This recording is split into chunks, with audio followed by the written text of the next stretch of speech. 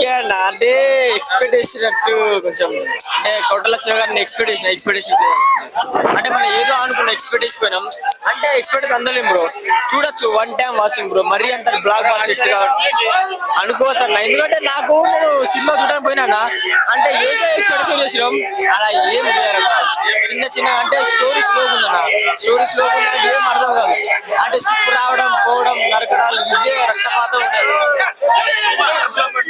అంటే ఓకే చూడొచ్చు అన్న, చూడొచ్చు, ఓకే చూడొచ్చు చూడొచ్చు ఓకే ఓకే.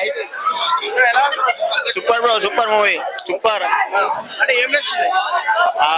మొత్తం వేరే బ్రో, వేరే అసలు చూస్తే మాత్రం ఆ స్టైల్ అయినా, ఆ డ్రెస్సింగ్ అయినా, ఆ ఫైటింగ్, ఒక్కొక్క ఫైటింగ్ బ్యాక్గ్రౌండ్ మాత్రం వేరే లెవెల్ భయ్యా.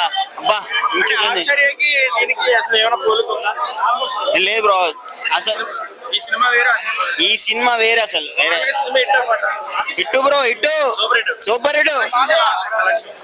కలెక్షన్ చాలా బ్రో, సస్పెన్స్ ఉన్నది. ఎన్టీఆర్ ఇంటర్వెల్ 10 నిమిషాల ముందు ఫైట్ ఉంటది భయ్య, మైండ్ పోతే జనాలకి మైండ్ పోతే అంతే, ఒక్క మాటలో చెప్పాలంటే.